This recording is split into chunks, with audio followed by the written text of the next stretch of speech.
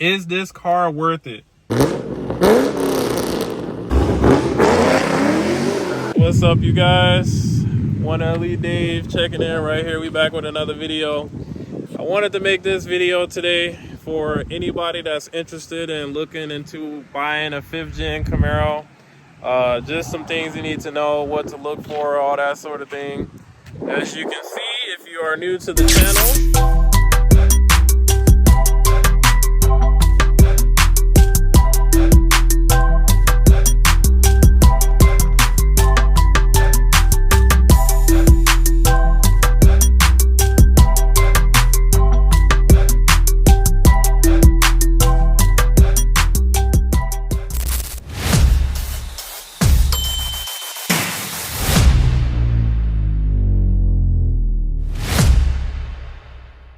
I have a 2014 Camaro SS1LE. Yes, it's manual, no sunroof, but this is my daily driver, and pretty much just gonna give you guys some advice on what to look for, what you will want, and what to expect. One of the first points that I want to go over, this is a very, very controversial one. You have the LS3 engine and the L99 engine. One is the manual, one is the auto. Basically, I don't know why they really even call it two different engines, but the only difference to my understanding, and I may be wrong, correct me in the comments, but the only difference is the camshaft. So the L99 comes with a smaller camshaft, and that pretty much separates the 5th gen community. A lot of people argue about it. It's really not that big of a deal. So there's that. The next thing that I want to go over is the driver experience. Now this is just general. My scenario is going to be a little bit different from everybody else, but as you know, everybody talks about the visibility in the 5th gen Camaro. You have these non-existent windows right here, and this is your cockpit right here. Yeah, you can't see a lot.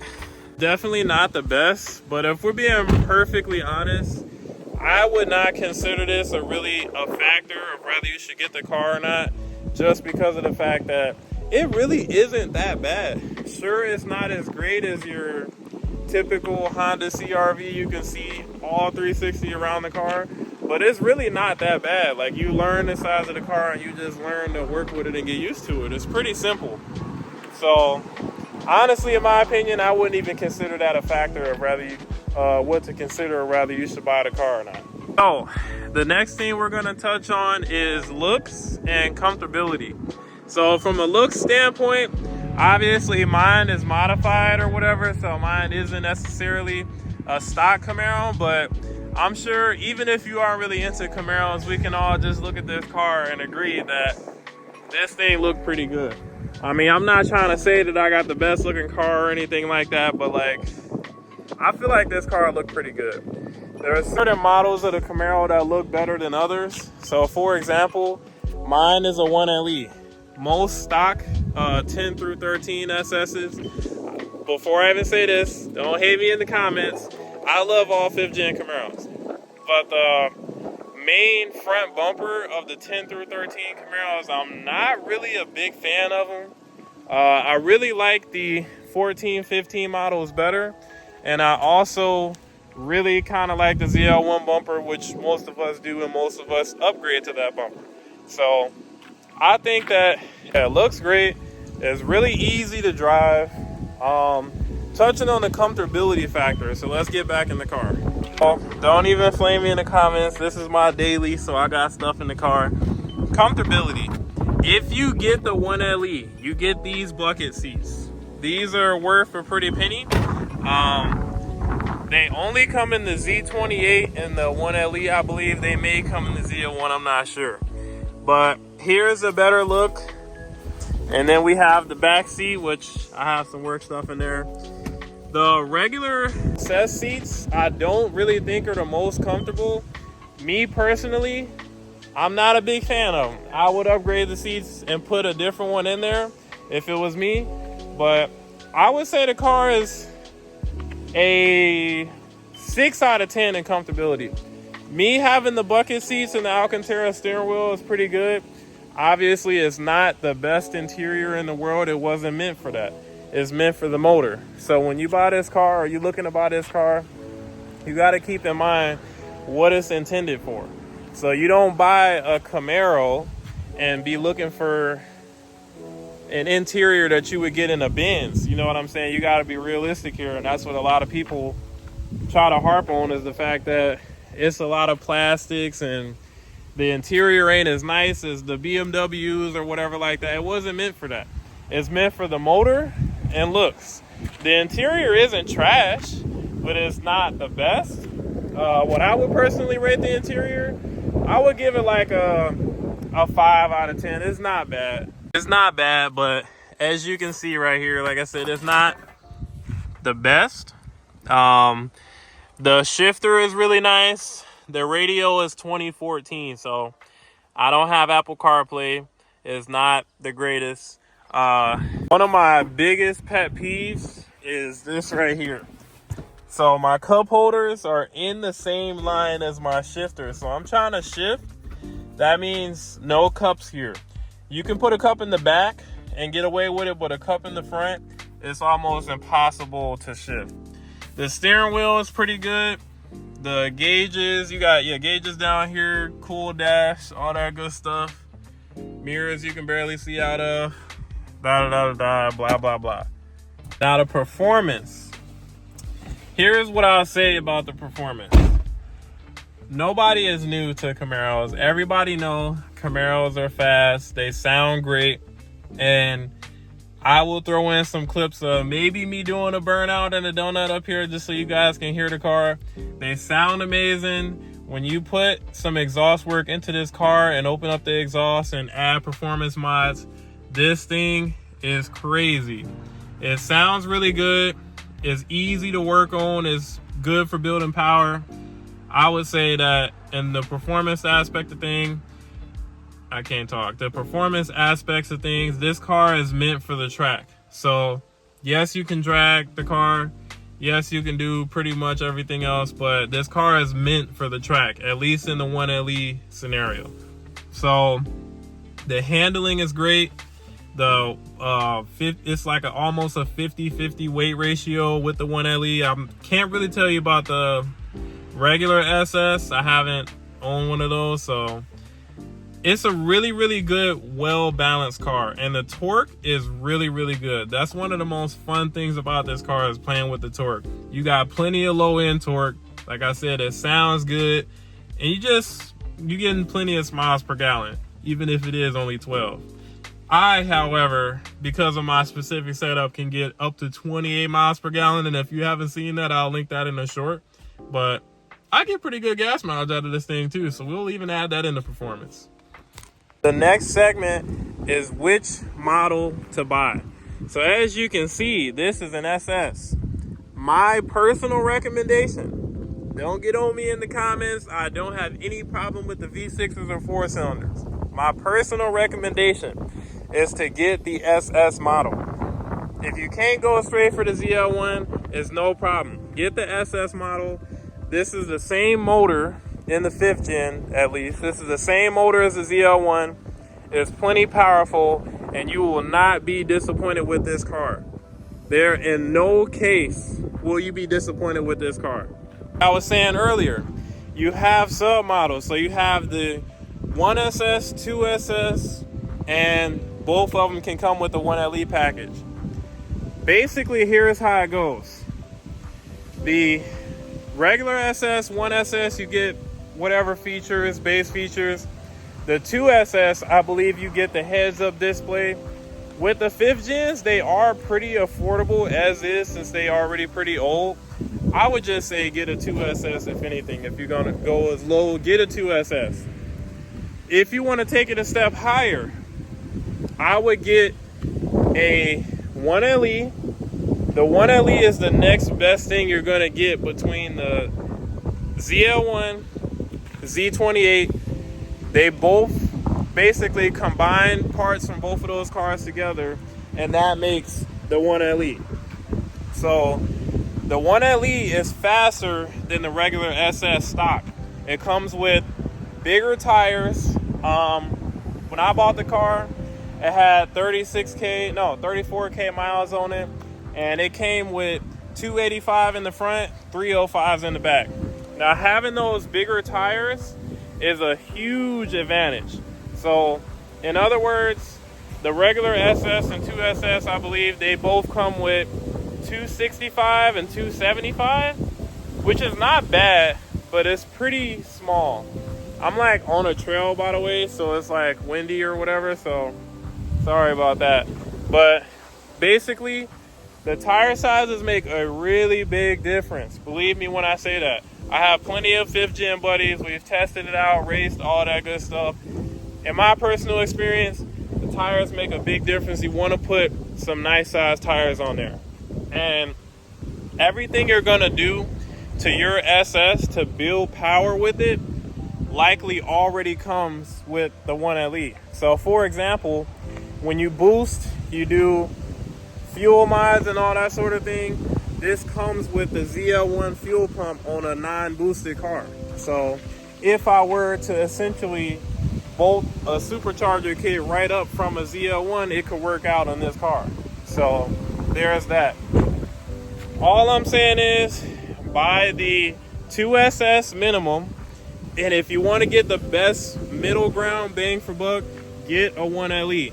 I'm not sure if it's 10 through 13. I believe it's 13, 14, and 15. I've only seen 14, 15 1LE. So either way, get you a 1LE if you can. We're going to get to an important segment of this, and of course, it's what we all want to know. 1 second. All right, don't flame my engine bay. I know my air filter is dirty, and I got a little bit of things going on in here. But we're going to talk about cost to own. Is the maintenance really expensive?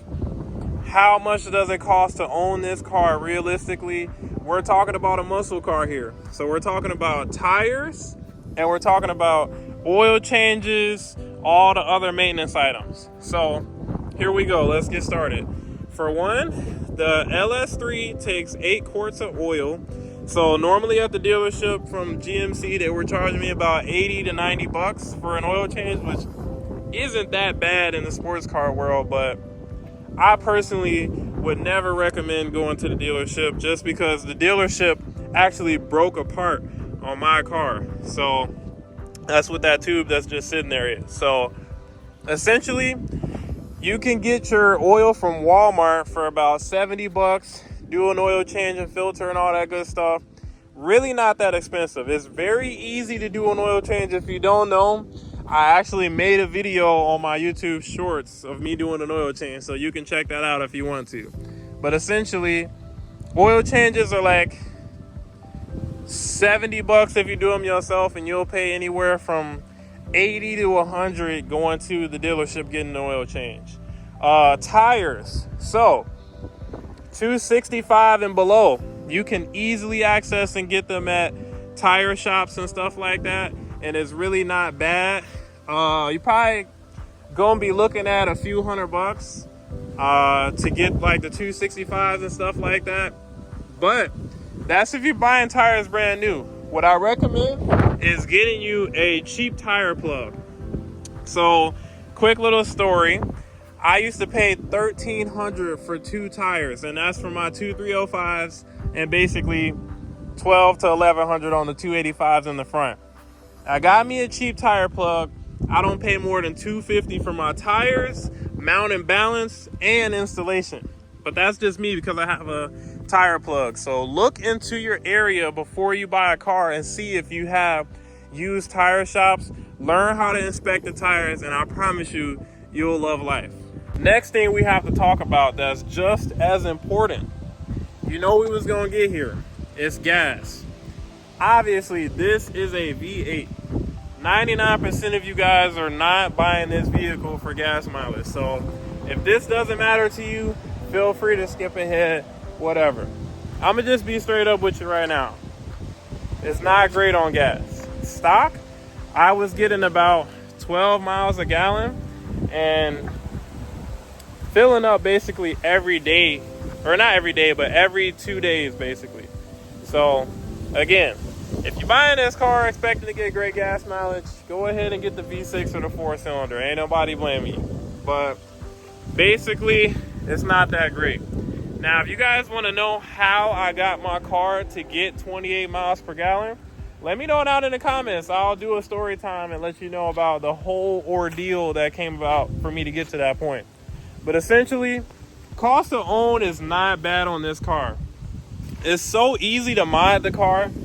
It's old, so it's not really that complicated with the computer systems. I actually do tuning on my own car, and I'm not experienced. I've learned how to do this over months of research and testing, trial and error, all that good stuff. So if you guys want to see a video of me doing that as well, explaining my tune setup, let me know about that in the comments as well. So essentially, the car is really easy to mod. The aftermarket is very prosperous. There are so many things out there for Mustangs and Camaros. These are like the two most popular platforms to build a car on. So installing mods are not that bad. I promise you, other cars are way more difficult to mod. So I personally say that this car is great if you plan on buying a project car, modding it up, and just seeing what the potential is. They make a lot of good power. They sound really good. And it's just a no-brainer in that aspect, if you ask me. Another part that we can't leave out, we have to talk about it. The reliability. Is this car reliable? Now, I'll also be very brutally honest here. There are a few things that are common issues on this car. Every car has issues. So in reality, my opinion is that you take everything with a grain of salt. And the way I look at it is I want a car that has issues that really aren't that difficult and aren't that expensive to fix. So I'll let you know right now, this car does have common gasket failures. It leaks oil from certain places. Now that may sound alarming, but before you click off the video and look for another car, just hear me out. So essentially, your oil cooler gasket is probably worth no more than 30 bucks. These cars are old. They've been driving for a long time. That gasket is very common to start leaking in cars. And like I said, that could be a $30 gasket, very easy to access and fix. Next are your valve cover gaskets. So if you take a look over here, you see this one is pretty clean. That one got some residue on there from an oil leak. Your your valve cover gaskets are another common leak point, as well as your manifold gaskets. I have long tube headers on this car, so I've already changed my manifold gaskets. But those are three. Oh yeah, and the rear main seal. Those are three common places that this car leaks oil. All of those are, except for the rear main seal, having to pull the trans or whatever, that one's going to be a little more costly, but the other oil leaks are really not bad and not that expensive to fix. Like, all of these gaskets are like less than $100, and most of them even less than $50. So it's really not that big of a deal. So in terms of that aspect of reliability, I think it's those few issues. And obviously on every Chevy you got bushings and stuff like that, sway bar links, nothing crazy. In terms of the motor, this thing is bulletproof. Everybody knows the reputation of the LS3 engine. I'm not a professional when it comes down to telling you how reliable it is, but I'm telling you from just my research and personal experience, this car takes a lot of abuse and it is very reliable. I've had this car, I've just recently hit 102,000 miles. So honestly, really not many issues that are engine related. So again, it's a really great car if you ask me. So In conclusion, is this car worth it? Should you buy this car? Why should you buy this car? I'll answer all of that right now. So, yes, I think this car is worth it 100%. It is such a fun car to drive. I am absolutely in love with this car. I spend more time in my car than I do in my bed. I mean, I think so. So, I love the car. It's a great car overall. Such a great platform to start on. And if you really got the balls to do it, get a manual. The driver experience is way more fun. Yes, I know it's a scary thing to do, but it's such a fun car to drive. And please believe me when I tell you. Why should you get this car? If you are a person that is young, I'm personally 21 myself.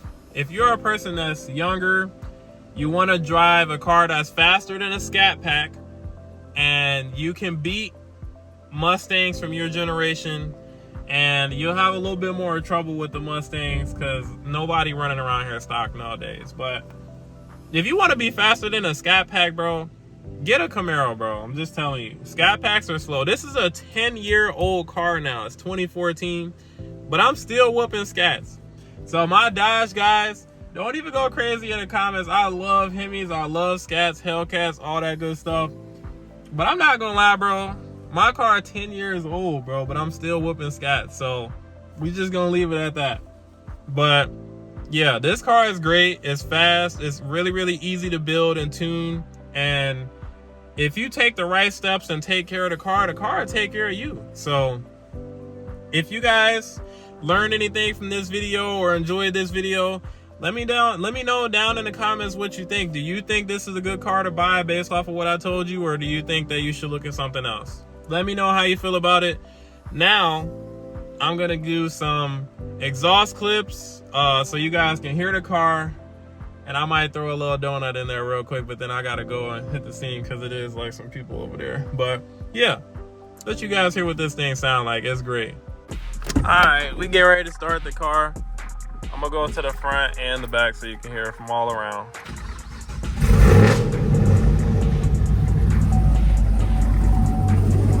So, we gonna start with the front. LS right here for you. Yeah, we need to get to the back, we all know. So, listen to that thing, bro. It sounds so mean. I love the growl. I have long tube headers from Speed Engineering, stock MPP exhaust that comes on a 1LE, and it's straight pipe. So all I have, let me give you some revs. All right, so we're actually gonna relocate because somebody's house is like right there, and I don't wanna be that guy. So I'm gonna relocate, but just listen to this thing, bro. Like, this car sounds crazy. Gotta make sure nobody coming.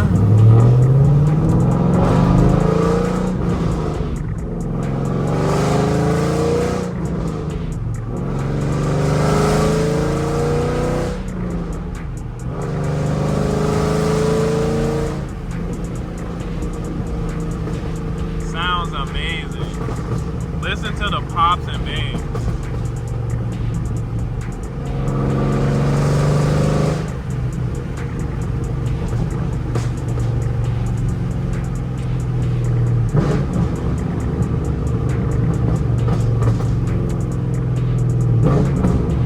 I do have a check engine light because I have my long tube headers, so don't mind that.